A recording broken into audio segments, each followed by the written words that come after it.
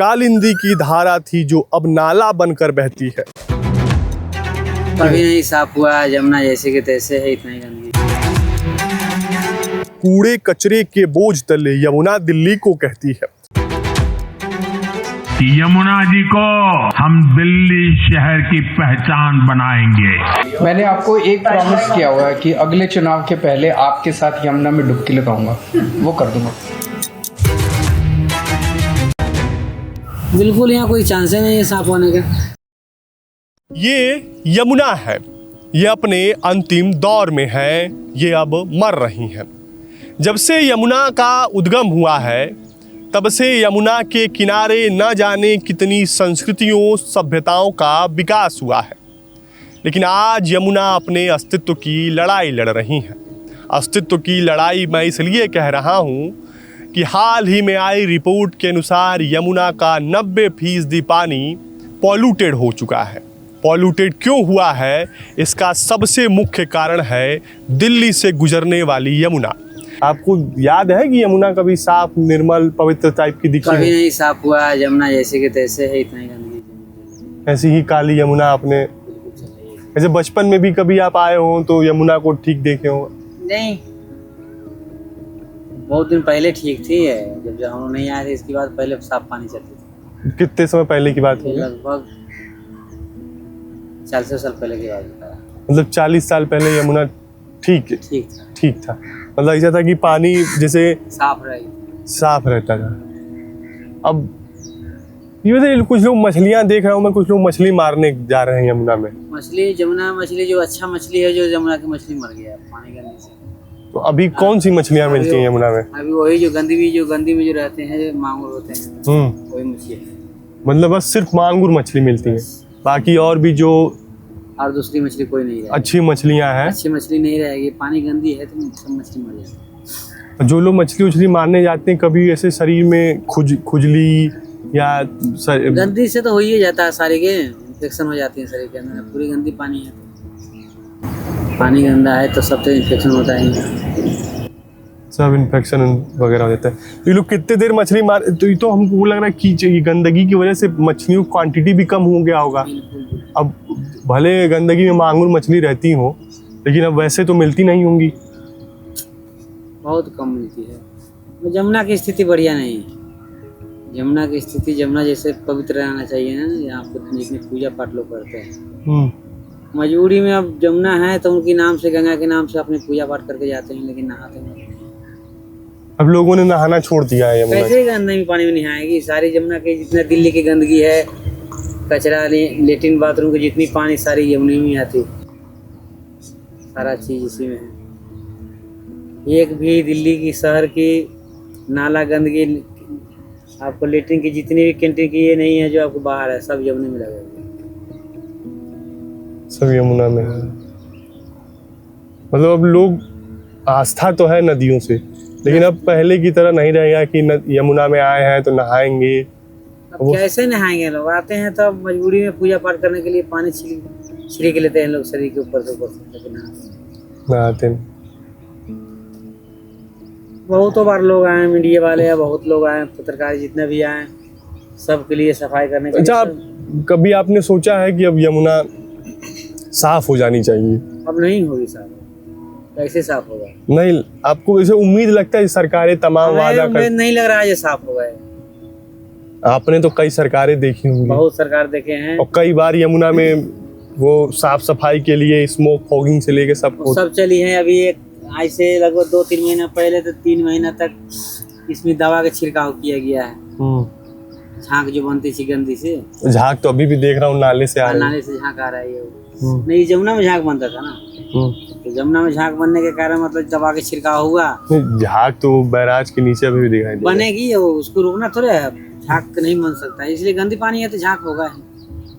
पानी गंदा है तो झाग तो होना ही, इसकी कोई नहीं रोक सकता है। जब तक गंदगी नाली बंद नहीं होगा तब तक यमुना का कोई स्थिति बढ़िया नहीं। मतलब आपको उम्मीद अब नहीं है कि यमुना कभी, दिल्ली की यमुना कभी साफ नहीं होगा। बीजेपी की सरकार भी आया तो देख रहे हैं, अभी कहीं से यमुना साफ हो जाएगा, कहाँ साफ नहीं हो। बिल्कुल यहाँ कोई चांस ही नहीं है साफ होने का। अब मान के चलिए इतनी आबादी दिल्ली में है, आप आते हो वजीराबाद से देख रहे हैं ये नहर जो चल रही है गंदी, सारी यमुना जी में ही गिर रही है। जितनी दिल्ली की नाली जितना जो है पूरी कैंटीन की जितनी चीज़ है समुचाई यमुना में लगाया गया है, कोई व्यवस्था बाहर की नहीं है इसको।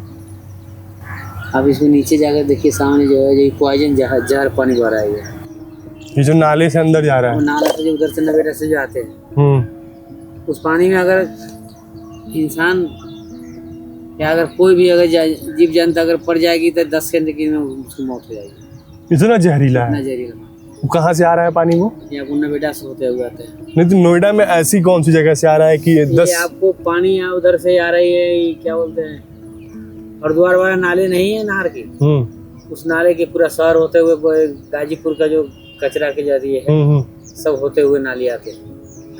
मतलब इतना हालत बेकार है उस पानी का कि वहाँ पानी के इतने ही अगर कोई अगर हम एक बार आए थे छठ पूजा में, उस पार में थे छठ पूजा के, छठ पूजा के नाले उस पर गंदी के ऐसे घूम गया था, नाच गया था।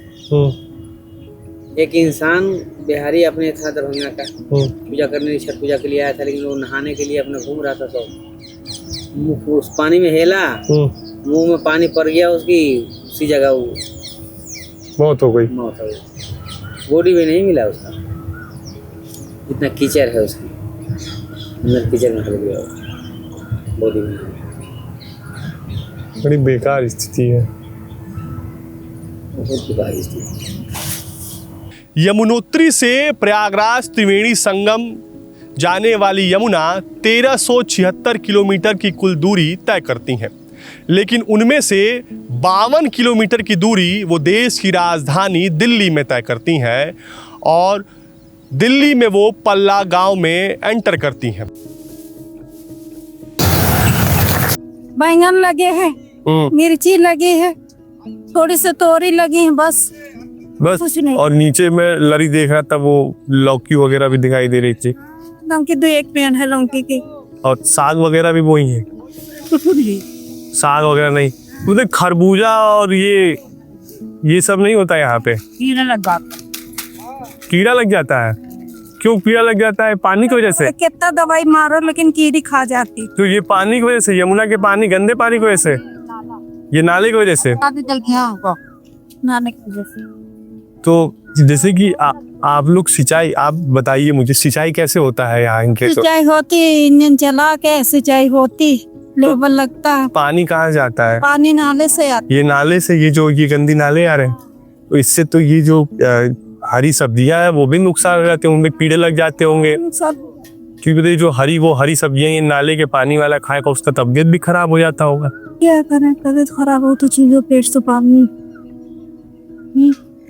जब मेहनत नहीं करूंगा कौन देगा? न कोई सरकार सुनता गरीब की, खुद मेहनत करके इसमें नहीं सुनेगा सरकार। अरे गरीबों की सुनवाई कहाँ होती है कहीं? गरीबों की सुनवाई नहीं होती, खुद मेहनत करके खाए। तो ये बताइए, कभी सरकार की तरफ से कोई मदद मिली? आप लोग किसान हैं तो कोई मदद नहीं। हाँ, खुद करके खाओ। बहुत ज्यादा कीड़ा मकोड़ा हो जा रहे हैं क्या इनके? तो तब तो अब तो लाभ भी नहीं होता और खेती से भी कुछ। क्या करें?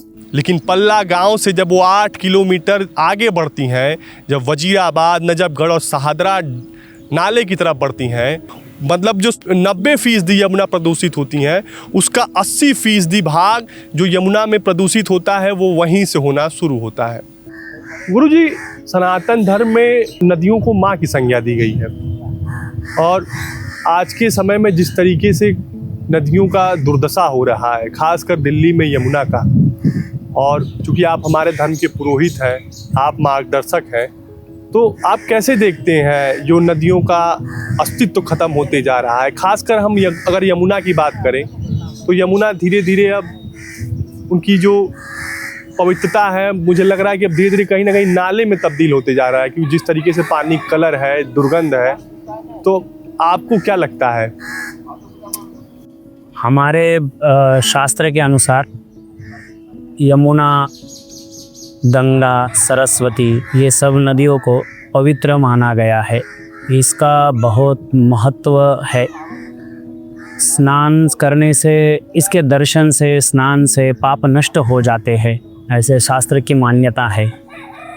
हम जब भी कोई पूजा अर्चा करते हैं, वो पूजा अर्चा में हम गंगे च यमुने चैव गोदावरी सरस्वती नर्मदे सिंधु कावेरी जलेस्मिन् सन्निधिं कुरु, ऐसा मंत्र बोलते हैं। तो नदियों का बहुत महत्व है। पानी को वैसे ही, पानी में स्मृति है, स्मृति मतलब उसको स्मरण शक्ति है, ऐसा शास्त्र कहता है। इसके हर संकल्प में हम लोग पानी से ही संकल्प करते हैं, पानी छोड़ ही। यमुना का जो आज की जो स्थिति ही खराब है, तो ये अच्छा नहीं है सबके लिए अच्छा नहीं है। मतलब कोई अगर यहाँ पर आके, अभी छठ पूजा में यहाँ पर इतने लोग आते हैं आस्था से, यहाँ पर आके डुबकी लगाते हैं, हर हर करते के यमुना में स्नान करते। यमुना नदी के तट पर बहुत सारी विधि होती है, मृत्यु के बाद वाली भी होती है, पहले वाली भी। लोग आके नदी के तट पर स्नान, संध्या, गायत्री जप, ये सब होना चाहिए। तो यहाँ पर स्वच्छता होने से सब लोग आके इधर यहाँ पर आके अनुष्ठान कर सकते हैं, पर वैसी स्थिति आज नहीं है। हमें लगता है कि यमुना को स्वच्छ करके और यहाँ पर धर्म का जो कर्म होता है वो सबके लिए भी जगह भी चाहिए, सब स्वच्छ रहना चाहिए। कि दुर्गंध से कितना तकलीफ होता है, साथ में इधर इतनी गंदगी, सब लोग आके यहाँ पर सब कुछ डाल के चले जाते हैं। तो यमुना के तट पर स्वच्छता होना बहुत ज़रूरी है और साफ होना अच्छा है। गुरुजी, हमने देखा है कि हमारे वहाँ जब धार्मिक अनुष्ठान होता है तो हमारे पास की जो नदियाँ होती हैं, चाहे वो यमुना हो, घाघरा हो या गंगा हो या सरस्वती हो, जो भी नदी हो, हम वहाँ से जल लेकर आते हैं, जो अमृत बनाते हैं, जो उसमें हम लोग जल डालते हैं, पूजा पाठ में वो नदी के जल का इस्तेमाल करते हैं। अभी जैसी हाल है, यमुना जी की जैसा हाल है, क्या धार्मिक अनुष्ठानों में यमुना जी का पानी इस्तेमाल किया जा सकता है? क्योंकि जल का एक अपना स्वरूप होता है, एक अपना अलग रंग होता है। अभी यमुना जी को मैं देख रहा था उठा के, वो एकदम नाले की पानी तरह काली हो गई है। अब इसके बाद अगर हम इनका इस्तेमाल करें धार्मिक अनुष्ठानों में, तो ये कितना सही है? नहीं, ये शिव तुम्हें कह के ये यमुना का ये जो पानी है ना, इसको पी के, ये पानी तो आपका सारा पानी इसमें लाके आप नाले का पानी लाके मिक्स कर रहे। यमुना आप ये नहीं लेना चाहिए। अगर नहीं पर जाके स्वच्छ है आगे जाके, तो वो स्वच्छ जल आप ले सकते हैं, लेकिन जल का महत्व है। तो यमुना है, तो उसमें से जो यमुना का जो जल आ रहा है इसमें वो महत्व है, पर हम हमारी गलती उसमें कर रहे हैं। ये मनुष्य की गलती है, कोई और किसी की नहीं। और ये लोग जो अपने फैक्ट्री का सारा गंदा इसमें छोड़ रहे हैं, सब नाले का पानी, लैट्रिन का सब पानी छोड़ो, ये तो मनुष्य की गलती है। इसमें वो यमुना वगैरह कुछ मतलब वो नहीं कर सकते। लेकिन आप ऊपर जाके अगर और थोड़ा सा आगे जाके जहाँ पर यमुना स्वच्छ बह रही है, वहाँ से आप जल ले सकते, तो वो पानी चलेगा। ये पानी मुश्किल है कि पूजा में इस्तेमाल कर रही। अगर आपका कोई संदेश हो तमाम राजनीतिक पार्टियों को, क्योंकि चुनाव में तो यमुना जी बहुत बड़ा मुद्दा रहती है, यमुना को लेकर तब हर पार्टियां वादे करती हैं, लेकिन शादियों को मुद्दा नहीं बनाना चाहिए। कोई भी जो भी धर्म शास्त्र के अनुसार जुड़ा हो, उसको कोई मुद्दा नहीं बनाना चाहिए। से जरूरी है, पहला महत्वपूर्ण ये कि इन चीज़ों को मुद्दा नहीं ना, ये तो धार्मिक भावना से जुड़ा हुआ विषय है, लेकिन आजकल उसी विषय को ज़्यादा उठाया जाता है, वो गलत है। हाँ, ये है कि इसके वजह से काज कर रहे हैं, कार्य करते हैं, तो इसके ऊपर ध्यान देना बहुत बहुत ज़रूरी है, अनिवार्य। भगवान सब कुछ देख रहा है। हमारा मानना है कि भगवान है, सत्य एक ही है, वो जो ईश्वर, वो ईश्वर सबको देख रहा है। आप अपना धर्म अच्छे से करें। और सच में बताऊं तो नदियों का जो हाल है ना, उनको सुधारना बहुत ज़रूरी है, तो वो करना चाहिए लोगों को। जो कि इसके जो मान लीजिए जो पार्टी मुख्यमंत्री होते हैं या जो भी राज्य करते हैं, राज्यकर्ताओं को इनके ऊपर ध्यान देना बहुत जरूरी है। जी गुरुजी, तो आप समझ सकते हैं कि यमुना की स्थिति क्या है। आज यमुना में गंदगियों का, कूड़ों का अंबार है। ये खुद ब खुद नहीं आया है, इसका श्रेय हमें जाता है। एक रिपोर्ट की माने तो 651 मिलियन लीटर पर डे जो सीवेज है, अनट्रीटेड सीवेज है, वो यमुना में सीधे भेजा जा रहा है। इसका जिम्मेदार कौन है?